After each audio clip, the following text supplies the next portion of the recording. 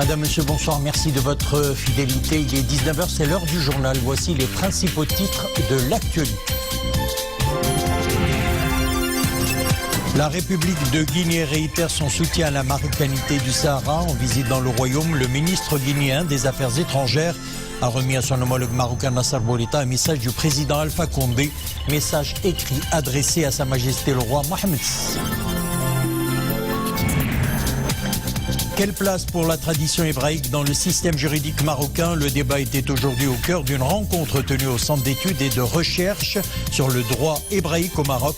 Le centre tout fraîchement ouvert prend ses quartiers à Beit Dakira, au lieu de l'histoire judéo-musulmane des Saouiens. Et puis, visite guidée en fin de journal dans la réserve de Jbilet, dans la province de Rhamna, où ont été réintroduites des gazelles d'orca, espèces menacées d'extinction. La réserve naturelle offre un habitat favorable pour le développement et la préservation de cette espèce phare de la faune sauvage du Maroc. En début de journal, tout d'abord, ce message de condoléances adressé par Sa Majesté le roi Mohamed VI à la présidente de la Tanzanie, Madame Samia Hassan Suluhu, suite au décès du président John Pombe Magufuli. Dans ce message, le souverain exprime ses sincères sentiments de compassion suite à la perte d'un grand homme d'État qui a contribué avec beaucoup de dévouement et de sincérité au développement des acquis économiques de son pays et de ses intérêts supérieurs. En partageant vos sentiments en ce moment difficile, indique encore Sa Majesté le Roi dans son message, j'évoque avec beaucoup d'estime ce que nous avons ressenti chez le défunt pendant notre visite officielle dans votre pays frère en octobre 2016, de fraternité sincère et de forte détermination pour le renforcement d'une coopération fructueuse et constructive entre nos deux pays frères. Sa Majesté le roi Mohamed VI a également adressé un message de condoléances et de compassion à la famille de l'artiste et poète Feu Mohamed El Yahyaoui, un pionnier de la musique et de la poésie amazigh au Maroc, précise le message royal. Pour sa première visite à l'étranger en tant que ministre des Affaires étrangères, le chef de la diplomatie de la République de Guinée est à Rabat, où il a réitéré le soutien de son pays à la marocanité du Sahara. En visite dans le royaume, le ministre guinéen des Affaires étrangères a remis à son homologue marocain Nasser Bourita un message écrit du président guinéen Alpha Condé à Sa Majesté le roi Mohamed VI. Mehdi Chtaibi, Imanablo. C'est sa première visite au Maroc après son entrée en fonction en tant que chef de la diplomatie guinéenne. Ibrahima Khalil Kaba est porteur d'un message écrit du président de Guinée-Conakry, Alpha Condé, à Sa Majesté le roi Mohamed VI. Lors de ces entretiens, les différentes facettes d'une coopération au beau fixe sont passées en revue. Le point est fait sur la mise en exécution des accords conclus entre les deux partenaires africains.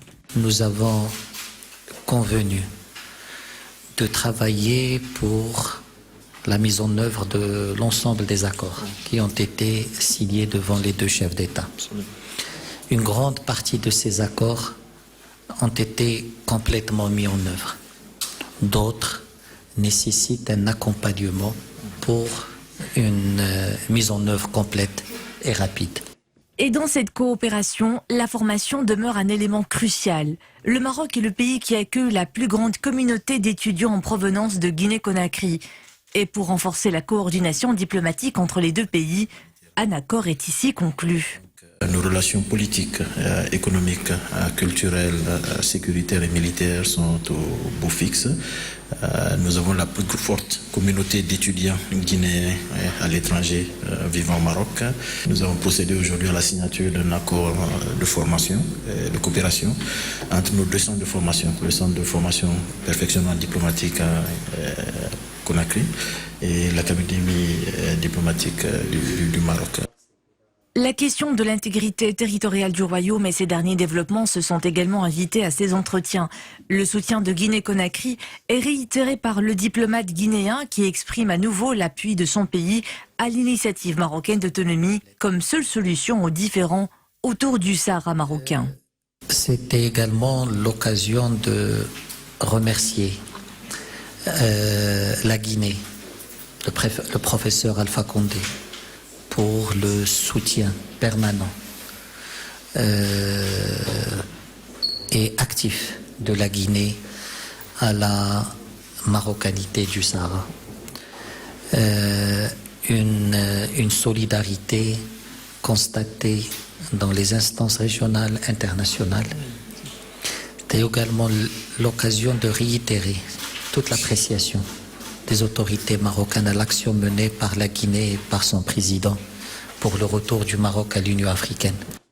Une position constante qui renforce l'élan diplomatique sur la question du Sahara marocain, une réaffirmation de la légitimité et de la souveraineté historique du royaume sur son territoire, une victoire qui prend notamment forme par l'ouverture de plusieurs consulats généraux de pays arabes et africains, l'aboutissement d'une diplomatie agissante sous l'égide de Sa Majesté le Roi.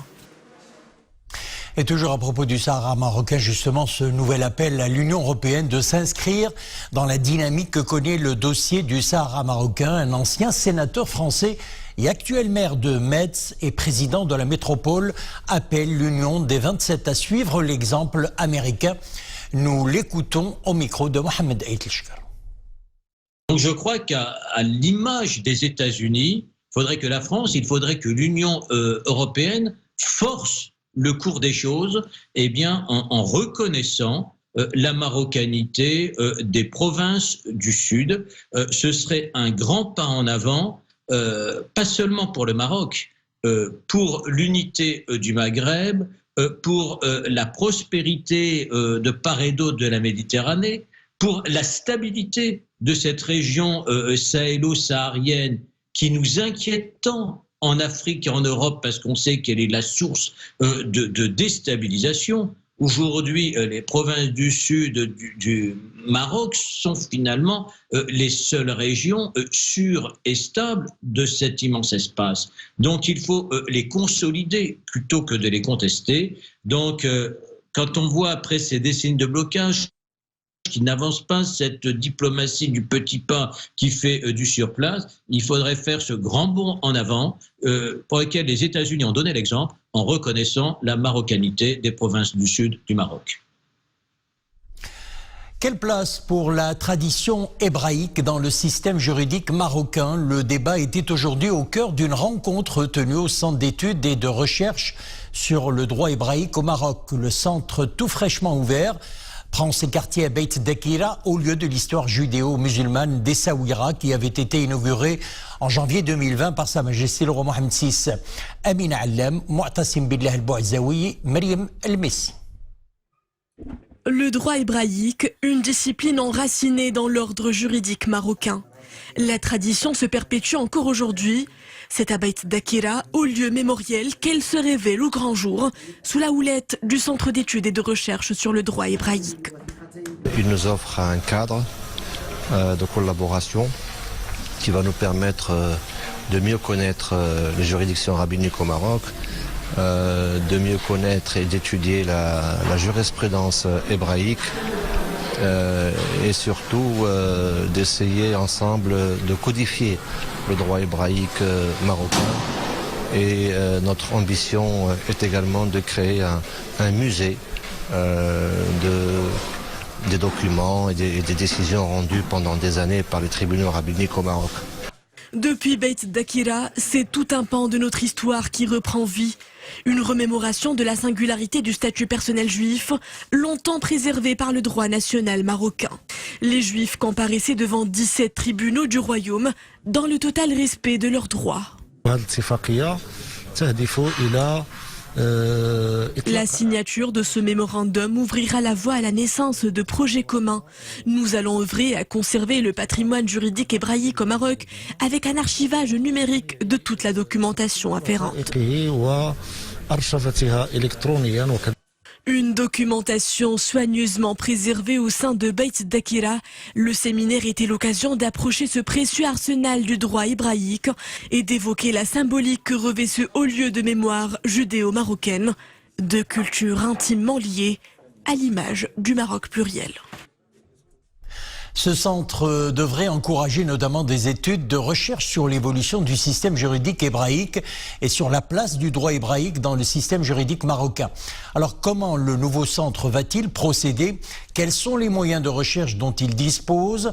Nous avons avec nous en direct d'Essaouira le président fondateur du Centre d'études et de recherche sur le droit hébraïque, Abdallah Ouziten. Bonsoir.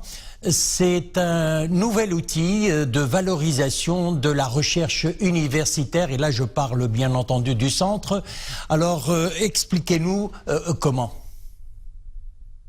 Bonsoir. Tout d'abord, permettez-moi de rappeler que le Centre d'études et de recherche sur le droit hébraïque au Maroc est né à Beit Dakira, à la Maison de la Mémoire à Essaouira, en février 2018. Et le Centre d'études et de recherche sur le droit hébraïque compte déjà 6 séminaires de travaux scientifiques avec des experts internationaux et bien évidemment nationaux, des chercheurs, des universitaires qui sont spécialisés en droit hébraïque, mais aussi en ce qui concerne des sujets et des questions qui relèvent de l'ordre des mutations des normativités dans l'espace méditerranéen. Et les objectifs, parmi en tout cas les objectifs que le Centre d'études et de recherche s'est fixé, c'est bien évidemment la valorisation de la mémoire coutumière et institutionnelle du droit hébraïque au Maroc, mais également lancer des études sur la porosité du droit hébraïque et du droit musulman. Vous avez parlé tout à l'heure effectivement de la recherche qui est au cœur de notre démarche. Nous avions signé ce matin une convention de partenariat avec le ministère de la Justice, une opportunité historique, bien évidemment, qui porte haut et fort cette voie de la sagesse du Maroc qui a pour objectif la préservation et l'illumination de ce patrimoine inestimable qui est celui du droit hébraïque. Nous avions également procédé il y a quelques semaines à la signature d'une convention avec plusieurs universités internationales, notamment l'Université de Bordeaux, avec toutes ses composantes, droit, sciences politiques, économie, gestion, sociologie, sciences humaines et anthropologie. Et nous avions également signé une convention avec l'Université de Rabat, Mohamed V, avec l'Université internationale de Rabat. Et comme phase 2, nous allons procéder d'ici, si tout va bien, fin juin, début juillet, la signature avec des universités américaines, notamment Berkeley, UCLA, Connecticut et New York. Alors, et donc toutes ces dynamiques montrent bien. Alors justement, vous venez de citer les partenariats que vous nouez avec des universités marocaines ou étrangères. Vous êtes vous-même, je le précise, professeur universitaire à Bordeaux en France. Le centre d'études est installé au sein de Beit Dakira et Essaouira pour un projet d'envergure de préservation de la mémoire juive, projet qui bénéficie de la haute sollicitude de Sa Majesté le roi Mohamed VI. Alors comment sont perçus au plan mondial ces signaux forts de symboles? Tout à fait. Sa Majesté le roi Mohamed VI, Amir al-Mouminin, nous a gratifié de sa visite, la visite royale qui porte haut et fort et qui scelle cette forte impulsion donnée à la préservation et à la promotion du patrimoine judaïo-marocain. Et vous savez, dans ces circonstances extrêmement difficiles, toutes les mutations que le monde connaît et ces difficultés que le monde traverse, le Maroc a choisi la voie de la sagesse. Le Maroc a choisi, sous la conduite de Sa Majesté, la voie de la responsabilité et de la lucidité. Et ce message, bien évidemment, au-delà de l'aspect technique et juridique sur le droit hébraïque, c'est un message de paix que le Maroc lance au monde entier pour dire que tout est possible dans ce royaume qui est ouvert au monde, où toutes les sensibilités ont leur place. Aucune sensibilité n'est exclue et aucune sensibilité n'est marginalisée. Et bien évidemment, cette démarche, notre démarche, dans la compréhension du monde, qui, je le répète encore une fois, n'est pas facile, c'est une période extrêmement difficile, notre démarche de compréhension du monde est une démarche qui ne sépare pas l'exercice spirituel de la construction conceptuelle des choses. Et je le répète encore une fois, cette sagesse marocaine et cette lucidité et cette responsabilité donnent de la force pour dire au monde entier que le Maroc est un acteur incontournable de la paix, et qu'il s'agisse de la région ou même au-delà de la Méditerranée. Abdallah Ouziten, merci d'avoir répondu à nos questions. Je rappelle que vous êtes président fondateur du Centre d'études et de recherche sur le droit hébraïque à Essaouira. À présent, le cumul des vaccins anti-Covid-19, il a atteint à ce jour 4 258 813 vaccinations pour ce qui est de la première dose, pendant que 2 352 348 autres personnes ont reçu leur deuxième dose. Et pour ce qui est de la situation épidémiologique, 444 nouveaux cas confirmés durant ces dernières 24 heures, 7 décès et 507 nouvelles rémissions. Les cas actifs s'élèvent à 3878, 401, c'est le nombre des cas graves ou critiques, 25 sont sous intubation et 235 autres sont sous ventilation non invasive.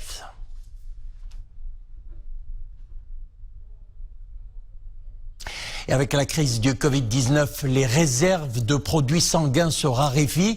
Elles auraient diminué de près de 50% au moment où les besoins en poche de sang au quotidien nécessitent au moins 1000 dons par jour au plan national. Des initiatives ici et là sont lancées pour renflouer les stocks. Le cas de l'association des médecins internes de Rabat qui a tenu à s'impliquer collectivement en organisant au sein de ses membres une large opération de don de sang. Nawel El Goureri, Mounia Marouche et Dominique Orlando. Ils sont médecins internes à Rabat, ils se sont associés pour donner l'exemple en offrant leur sang.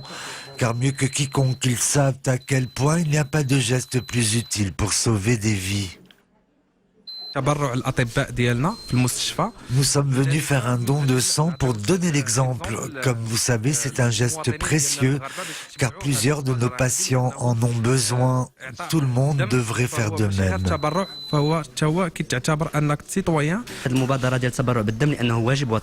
Faire un don de sang est un devoir citoyen. Je suis médecin interne, je travaille chaque jour dans le service des urgences, où nous sommes confrontés à un manque affreux de poches de sang.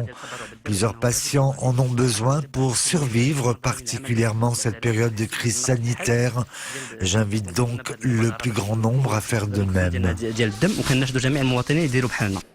Aujourd'hui, les stocks de sang en réserve sont au plus bas et la crise sanitaire du Covid-19 n'a fait que compliquer la donne. Lancée par l'Association des médecins internes de Rabat, cette initiative vise à encourager toujours plus de personnes à donner son sang. C'est une initiative qui fait appel aux patriotes marocains de faire un don du sang afin de pallier le manque au niveau du centre de sang de transfusion. Il faut savoir qu'on est confronté à un manque affreux au niveau des urgences, des patients qui n'attendent que le don du sang. L'alerte est lancée dans le seul but de répondre aux besoins des patients. 1000 poches de sang au quotidien sont nécessaires afin de renflouer les stocks et ainsi satisfaire les besoins de tous les hôpitaux.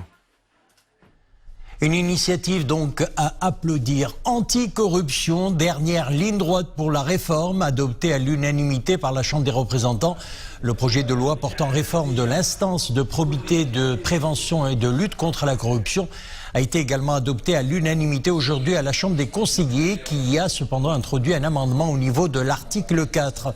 Une fois le projet adopté en deuxième lecture par la Chambre des représentants, une série de chantiers vont suivre pour la mise en œuvre du nouveau dispositif. Il s'agit notamment de l'adoption des décrets d'application, l'installation des membres de cette instance et la mise en place de son règlement intérieur et du statut de base de ses ressources humaines. Environnement et biodiversité, à présent le Maroc poursuit la réintroduction dans diverses réserves d'espèces menacées d'extinction.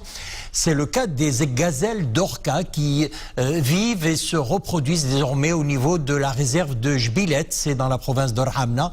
La réserve naturelle offre un habitat favorable pour le développement et la préservation de cette espèce phare de la faune sauvage du Maroc. Reportage Omar Jleidi, Zakaria Moukinbillah et Dominique Orlando.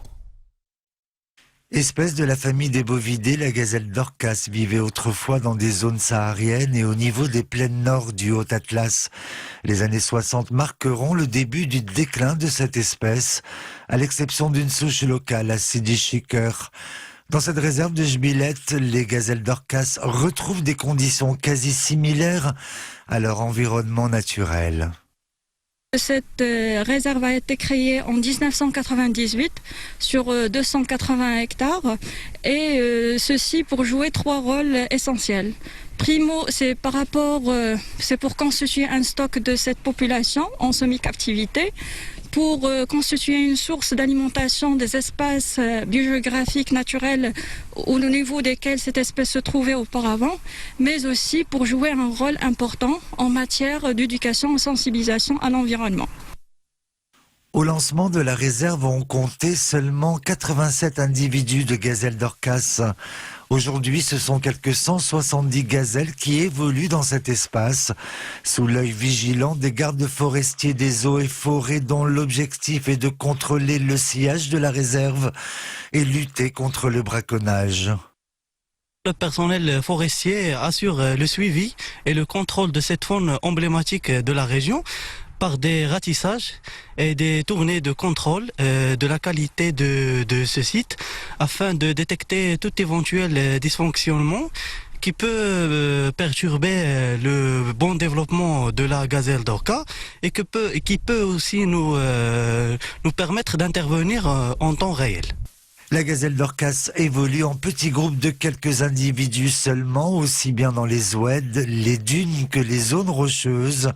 Rapide, elle peut atteindre entre 80 et 90 km/h, bondir jusqu'à 1,75 m de haut et jusqu'à 6 mètres de long. Voilà, c'est avec cette page environnement et biodiversité que nous refermons le journal. Merci de nous avoir suivis. L'info revient à 21 h. Excellente soirée avec la suite de nos programmes.